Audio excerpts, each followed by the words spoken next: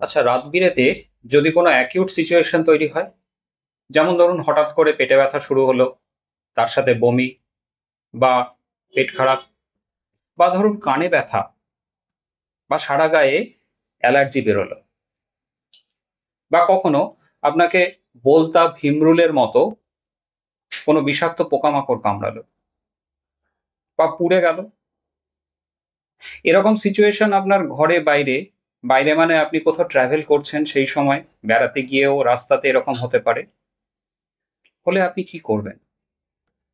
আমার মনে হয়েছে যে প্রতি বাড়িতেই এই হোমিওপ্যাথি ওষুধের কিট থাকাটা খুব দরকার। মাত্র 5টা ওষুধের কথা বলবো। বলবো সেই ওষুধগুলোর কি পোটেন্সিতে খেতে হবে, তার ডোজ, রিপিটেশন। যদি এই 5টা ওষুধ আপনার হাতের কাছে থাকে, আর এই সিচুয়েশন আপনার ঘরে বা বেড়াতে গিয়ে তৈরি হয়, তাহলে কিন্তু আপনি সহজেই সিচুয়েশনটা ওভারকাম করতে পারবেন। দেখুন, পেটটাকে বলে না ম্যাজিক বক্স। আমাদের অ্যাবডোমেন আমাদের শরীরের ম্যাজিক বক্স, কারণ এর ভেতরে যে কোনো সময় ব্যথা হতে পারে। আর এই ব্যথার পেছনে অনেক কারণ আছে। আপনারা জানেন গলস্টোন থেকে ব্যথা হয়, কিডনি স্টোন থেকে ব্যথা হয়, অ্যাপেন্ডিক্সের ব্যথা হয়, কোলাইটিসের ব্যথা, রেনাল কলিক তো ছেড়েই দিলাম। তার থেকেও খারাপ হচ্ছে প্যানক্রিয়াটাইটিসের ব্যথা, অ্যাকিউট প্যানক্রিয়াটাইটিসের ব্যথা। তা আমি সেই ডিটেলে যাচ্ছি না। আমি শুধু যাচ্ছি যে খাবার দাবার, যে খাবার দাবারের যদি অনিয়ম হয়, আপনি হোটেলে খেয়েছেন বা বাইরের কোনো খাবার বা ঘরের খাবারই একটু বাসি ছিল, বা রাস্তায় কোনো ফাস্ট ফুড খেয়েছেন, তারপর থেকে রাত বিরেতে হঠাৎ করে পেটে ব্যথা শুরু হলো, কি করে বুঝবেন যে এই ব্যথাটা আপনার এই খাবার দাবার সংক্রান্ত ব্যাপার থেকে হয়েছে? এই ব্যথাগুলোকে কি বলে জানেন? এই ব্যথাগুলোকে বলে কলিক পেন। কলিক পেন মানে ব্যথাটা খামচে খামচে ধরছে, ব্যথাটা হঠাৎ করে বাড়ছে, আবার আস্তে আস্তে আস্তে আস্তে কমে যাচ্ছে, আবার বাড়ছে, আবার কমে যাচ্ছে। তার মানে ব্যথাটা কিন্তু কনস্ট্যান্ট হচ্ছে না। আর ব্যথাটা সাধারণত নাভির চারপাশে হয়। যদি এই রকম ব্যথা হয়, তাহলে ব্যথাটাকে আমরা বলি colic pain, colic in nature পেনটা।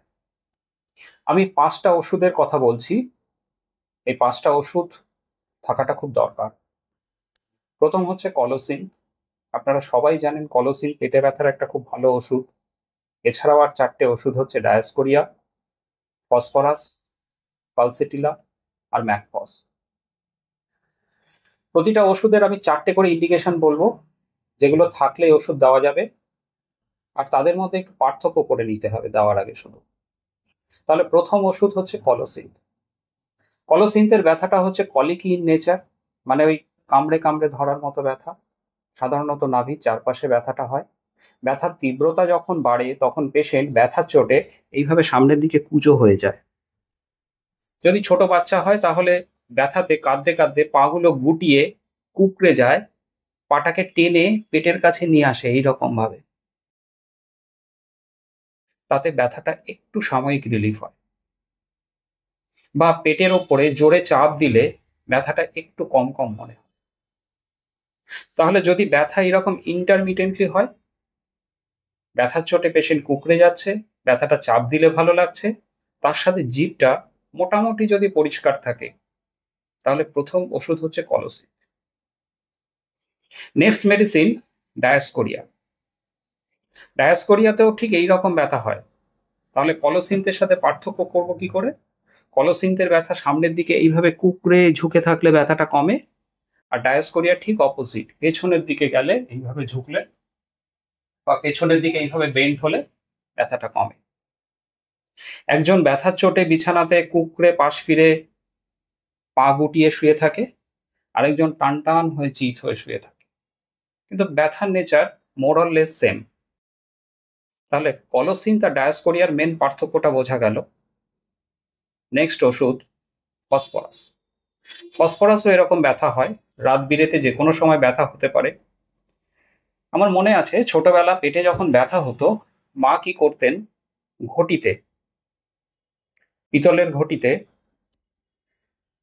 ঠান্ডা জল নিয়ে পেটের ওপরে রাখতেন, তাতে পেটে ব্যথাটা একটু সাময়িক কমতো।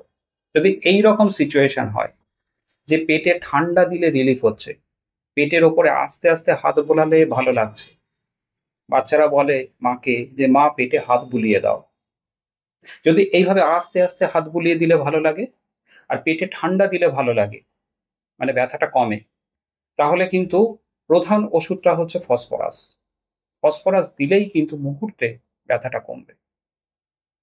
নেক্সট মেডিসিন হচ্ছে ম্যাকফস। তাহলে ফসফরাসের ব্যথা ঠান্ডাতে উপশম হলো, ম্যাকফসে ঠিক উল্টোটা দেখতে পাবো।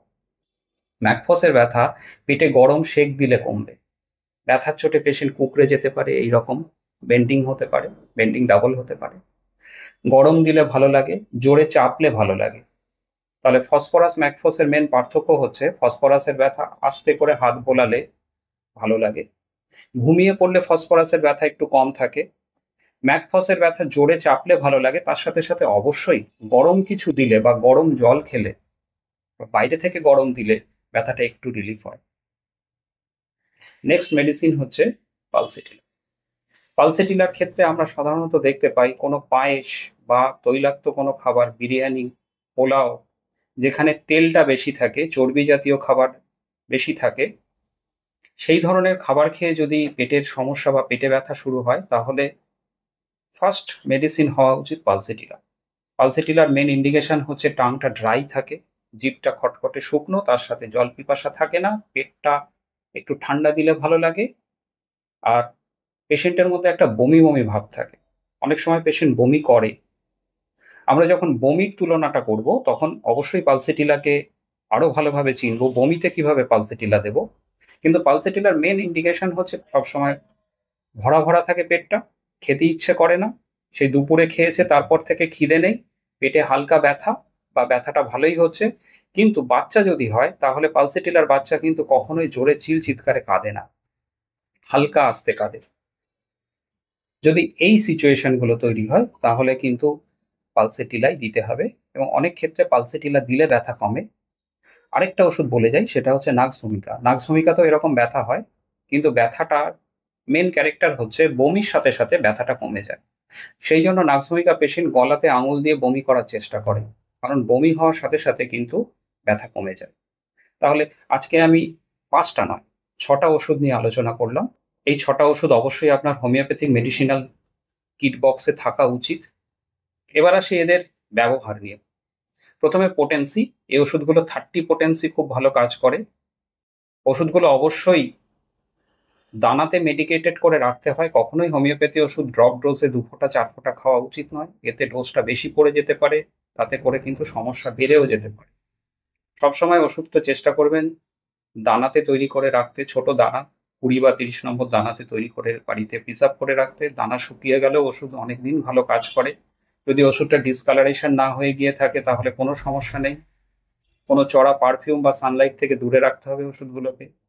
আর এই দানা দুটো যদি বাচ্চা হয় আর বড়দের ক্ষেত্রে 4টে করে দানা 8 ঘন্টা পর পর 3 থেকে 4 বার খাওয়ালেই কিন্তু এই পেটে ব্যথা থেকে মুক্তি মেলে। তাই আমার তো মনে হয় প্রতিটা বাড়িতে এই মেডিসিনাল কিটটা থাকা দরকার, তাতে করে রাত বিরেতে পেটে ব্যথা থেকে, যদি সেটা এই খাবার জনিত কারণে হয়, পেটে কোনো ইনফেকশন জনিত হয়, অন্যগুলো বলছি না, অন্য ক্ষেত্রেও যদি এই রকম যদি সিচুয়েশনগুলোতে পেটে ব্যথা কমা বাড়া হয় তাহলেও কাজ করবে, করবে না এমনটা নয়। কিন্তু মেনলি পেট খারাপ বা পেট জনিত কোনো সমস্যা থেকে যদি পেটে ব্যথা হয় তাহলে অবশ্যই এই 5টা ওষুধে কিন্তু রাত বিরেতে আশু সমাধান কিন্তু পাওয়া সম্ভব। নমস্কার, আজকে এই পর্যন্তই।